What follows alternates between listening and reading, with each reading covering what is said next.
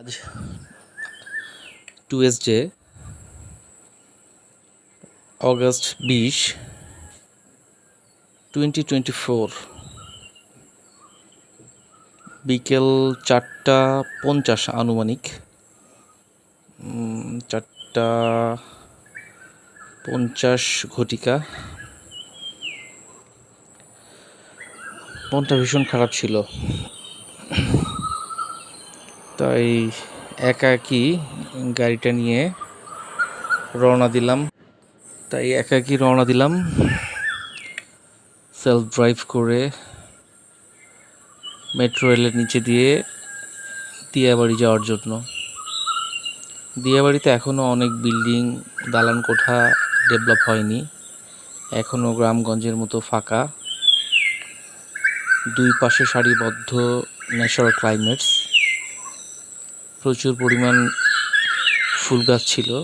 যেহেতু অনেকে ব্যক্তিগত উদ্যোগে নার্সারি করেছিল, তাই এখানে ফুল গাছ ছিল প্রচুর।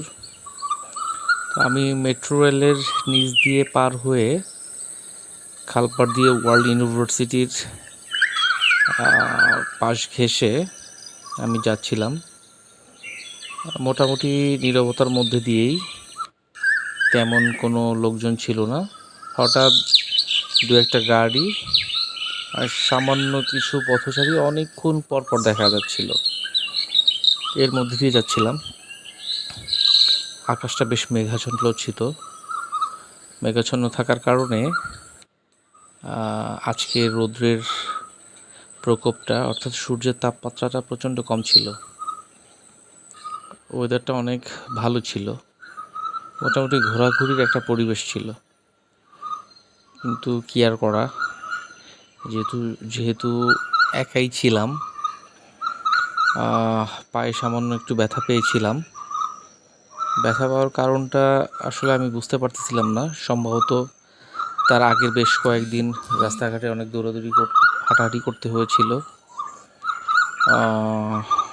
তার কিছুদিন আগে আমাদের দেশ আরও একবার স্বাধীন হলো, স্বাধীনতার বিজয়, এবং এই বিজয়ের সান্নিধ্য উপভোগ করার জন্য আমিও অনেকের সাথে আনন্দ মিছিলে যোগদান করার চেষ্টা করেছিলাম এবং চেষ্টা করেছিও, শেষ পর্যন্ত যোগদান করেছিও। কিন্তু কালে ভাদ্রে কখন কোন অবস্থায় আমি পায়ে আঘাতটা পেয়েছি আমি বুঝতে পারতেছি না।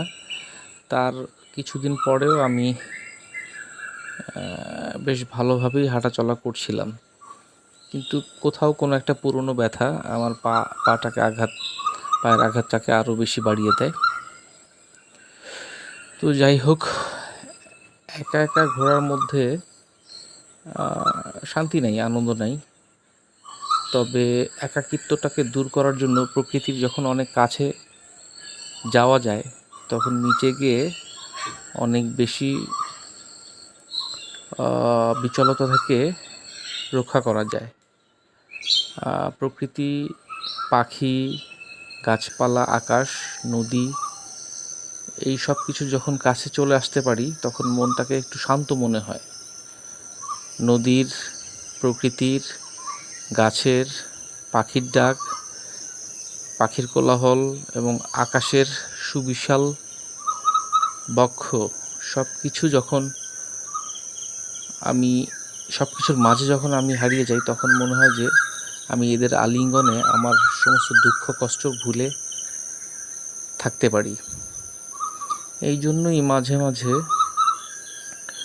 প্রকৃতির কাছে ফিরে চলে যাই। প্রকৃতির কাছে ফিরে আসতে ভালো লাগে। আমি এখন যেই রাস্তাটা ক্রস করছি, এটা হচ্ছে ওয়ার্ল্ড ইউনিভার্সিটি এবং শান্তা মারিয়াম ইউনিভার্সিটির ফ্রন্ট সাইড রোডটা। এই ইউনিভার্সিটির সামনের অংশটা বেশ সুন্দর। ছোট কিছু বেশ কিছু রেস্টুরেন্ট আছে, সামান্য কিছু চায়ের টং দোকান আছে। এখানে এসে টং দোকানে যখন বসে চাটা খাই,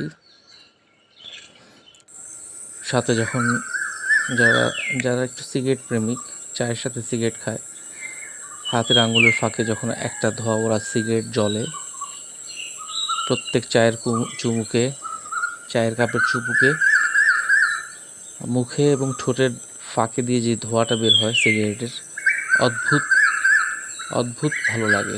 যদিও ধূমপান স্বাস্থ্যের জন্য ক্ষতিকর, তারপরও ধূমপান প্রেমিক যারা, চা প্রেমিক যারা, যারা এই দুটোই পছন্দ করে, তাদের কল্পনা বিলাসিতা এবং মনের স্নিগ্ধতা এবং ব্রেনের চিন্তা ধারা, টেনশন সব কিছু দূর হয়ে যায়। এটা আমার ব্যক্তিগত অভিমত। এর এর বিপরীতে সায়েন্টিফিক ব্যাখ্যা আছে কি না হ্যাঁ আমার জানা নেই। তো যাই হোক, আমি আস্তে আস্তে একা একা আগাচ্ছি। পাখির কলতান এবং মেঘাচ্ছন্ন আকাশ দেখতে দেখতে আমি যাচ্ছি। আমার সাথে সঙ্গী একমাত্র আমার এই খালি আকাশের ছাদটা, প্রকৃতি এবং পাখির কলহলের ডাকগুলোই আমার সঙ্গী। এছাড়া আজকে আর কেউ আমার সাথে নেই, কখনো থাকবেও বলে মনে হচ্ছে না। যেদিকে তাকাই শুধু খোলা আকাশ, যেখানে দিগন্ত শেষ হয়েছে সেই পর্যন্ত আমার দৃষ্টি চলে যাচ্ছে। আমি চেষ্টা করছি এই রাস্তার শেষ কোথায় দেখার জন্য, কিন্তু আমি দেখতে পাচ্ছি না, কারণ রাস্তার শেষ যেখানে, সেখানে আকাশ এবং মেঘ মিলে একাকার হয়ে গেছে। প্রচুর পরিমাণ বাতাস আমার গাড়ির দুই পাশের জানলা দিয়ে আসছে। আমি গাড়ির এসিটা বন্ধ করে আমার দুপাশের জানলা নামিয়ে দিয়েছি। দুপাশের গ্লাসের জানলার ফোকর দিয়ে, উইন্ডোটা দিয়ে নির্মল স্নিগ্ধ কোমল বাতাসগুলো এসে আমার শরীরে স্নিগ্ধ কোমল বাতাসের একটা আন্দোলনের ছাপটা আমি অনুভব করতে পারছি। আমার ভালো লাগতেছে। অনেক কষ্ট, দুর্দশা, দুঃখের মধ্যে দিয়েও আমি এই ধরনের কোমল স্নিগ্ধ স্পর্শ এনজয় করতে পারছি। যদিও আজকের দিনটা আমার জন্য বিশেষ কোনো দিন নয়। আজকের দিনটা আমার কাছে বেদনা বিধুর মনে হচ্ছে। যখনই একটু মন খারাপ থাকে তখনই আমি চেষ্টা করি এইখানটাতে এসে একটু টাইম স্পেন্ড করার জন্য।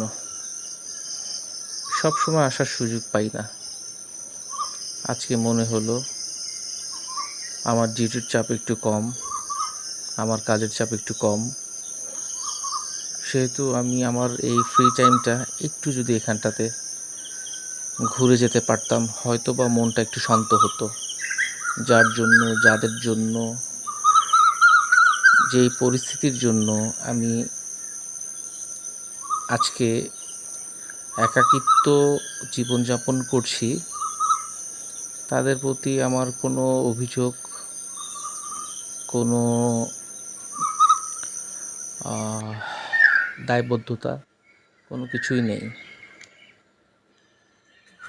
সবাই ভালো আছে, যে যার মতো করে সবাই ভালো আছে, ভালো থাকুক।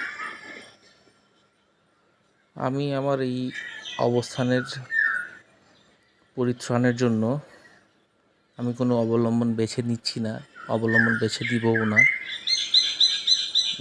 যাদের যে সমস্ত অবলম্বন ভালোর জন্য বেছে নিয়েছে, তারা সেই অবলম্বনটুকু নিয়ে ভালো থাকুক। অরণ্যের মধ্য দিয়ে হেঁটে যেতে এবং অরণ্যের মধ্য দিয়ে গাড়ি চালাতে, এই দুটোর মধ্যেই প্রচণ্ড শান্তি পাওয়া যায়। যদি কখনো আবার সুযোগ হয়, আমি আবার ফিরে আসব এই ধানসিঁড়ির তীরে, যেখানে ফিরে আসলে আমার মতো অনেকেরই ভালো লাগবে। আমি সেখানটাতেই ফিরে আসতে চাই। আমার গাড়ি যত ধীর গতিতে চলছে, তত বাইরের স্নিগ্ধ কোমল বাতাসগুলো আমার গায়ে আন্দোলন সৃষ্টি করছে। কবি এই জন্যই প্রকৃতির কাছে এসে বনলতা সেনের সেই কবিতাগুলো পাঠ করতেন। পাঠ করার সাথে সাথে সে বলতেন,